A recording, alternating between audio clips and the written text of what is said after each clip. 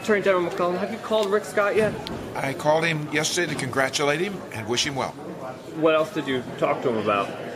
That's pretty much what we talked about. Are you going to endorse him in this race? I still have serious questions, and I have had them throughout the time that I've had a very brief acquaintanceship with Rick Scott about issues of his character, his integrity, his honesty, things that go back to Columbia HCA campaign. If those aren't resolved in the next 2 months, will you support Alex Sink?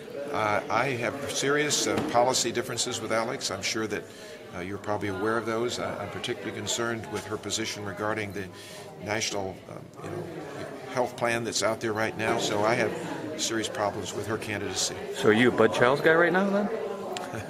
Well, I talked to Bud Childs yesterday, too. So I'm not endorsing anyone right now in this race. I'm going to reserve judgment, and I'll be like all other voters. When the time comes, I'll cast my ballot. If anything changes in the interim with regard to someone persuading me to get involved with their campaign, I'll certainly inform you. I'm sure you saw the releases and the comments yesterday from your supporters who are pivoting towards Rick Scott now. Well, what did you think of that? It's going to be natural for a lot of the leaders in the legislative delegation and others to choose to support him. That's their prerogative. I've just given you my reservations that I still have personally. I just haven't met him and I don't know him that well. So that's where I am. What do you think happened in this race? Do you think you were just outspent? What do you think happened here?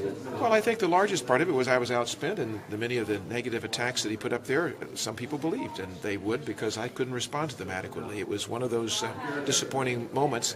We looked like we were up in the polls, but the only poll that counts is the one on Election Day. Did you ever ask, I know you went on the trail once with Governor Bush, did you ever make a request for him to come out more in those last couple weeks?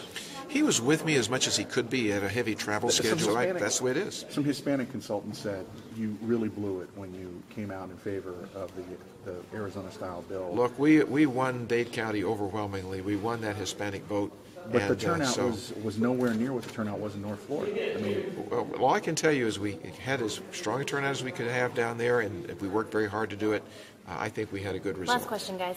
Can you give an example of something you might have done differently? If there's, I can't look back and say what I would have done differently. Scott had a lot of money, and would we like to have done other things? Sure, if we had the resources, we would have. But there's no single bullet in this race. I think the bottom line is that he outspent us. He had a lot of negative ads, and we were never able to rebut them at the end the way I'd like to.